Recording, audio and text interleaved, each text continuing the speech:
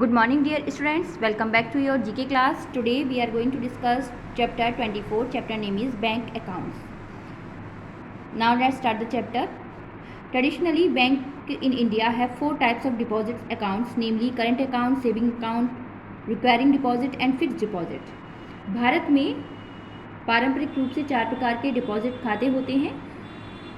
जो पैसे हम बैंक में जमा करते हैं उनको जमा करने के चार प्रकार के खाते होते हैं, जैसे कि करंट अकाउंट, सेविंग अकाउंट, आवर्ती जमा और fixed deposit. However, in recent years, due to ever increasing competition, some banks have introduced new products which combine the features of above two or more types of deposit accounts.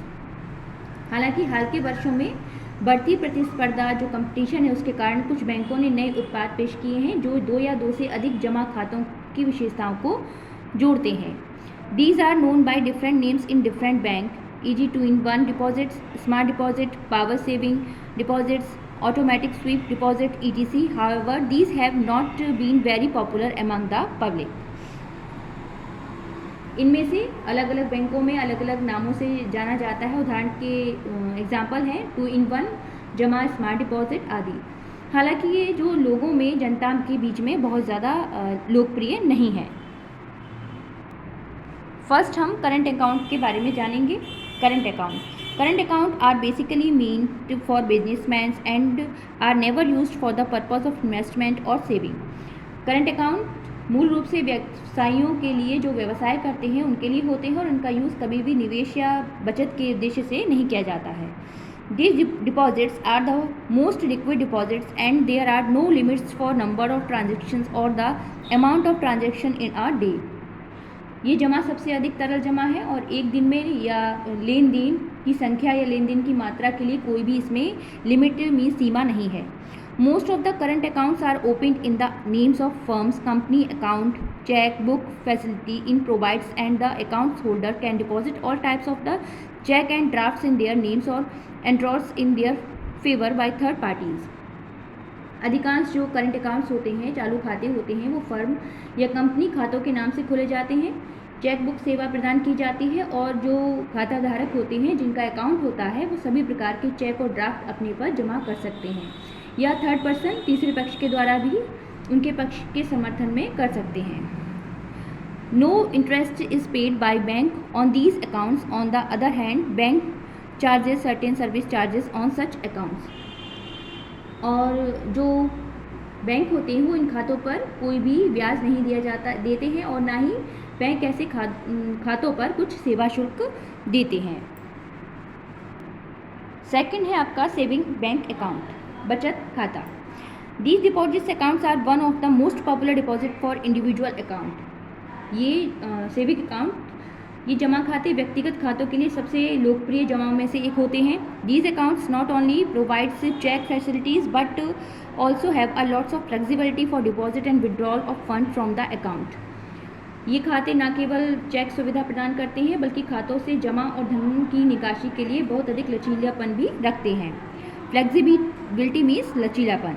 Most of the bank have rules for the maximum numbers of withdrawals in a period and the maximum amount of withdrawal, but hardly any bank enforces these. However, bank have every right to enforce such restrictions if it is felt that the account is being misused as a current account.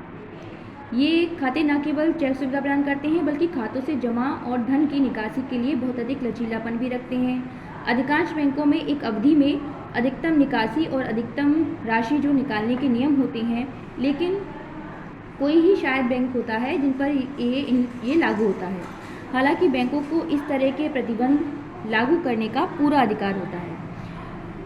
अगर ये महसूस किया जाता है कि खाते का वर्तमान खाते के रूप में दुरुपयोग किया जा रहा है, तो इसका मिसयूज किया जा रहा है, तो इसको बंद करने का भी बैंकों के पास राइट्स होता है।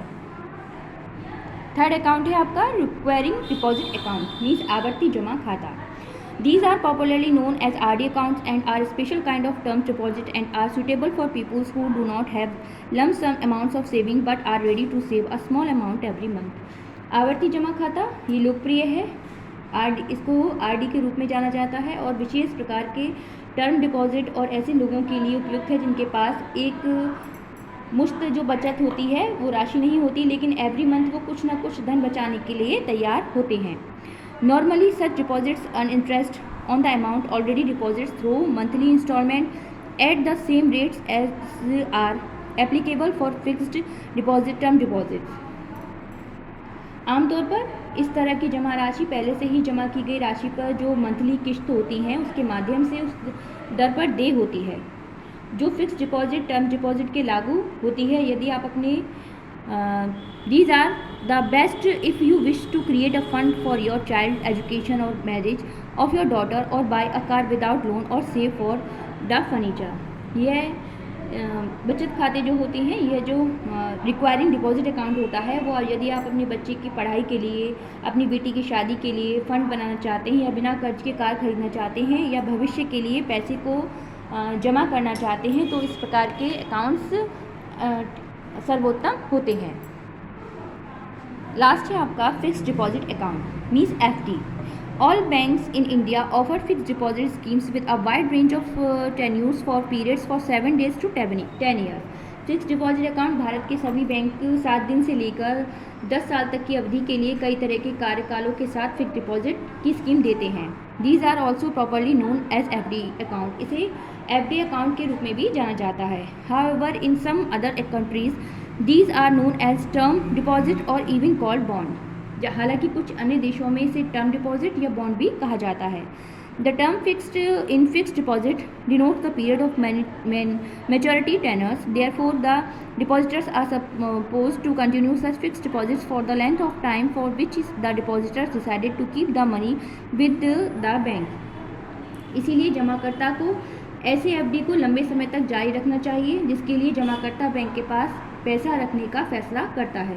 हालांकि ज़रूरत पड़ने पर जमाकर्ता समय से पहले इसको निकाल भी लेता है। However in case of need the deposit can ask for closing और bank breaking the fixed deposit permanently by paying a penalty using of 1%, but some bank either charge less or no penalty. The rate of interest for fixed deposit differs from bank to bank. Unlike earlier when the same were regulated by RBI and all banks used to have the same interest rate structure.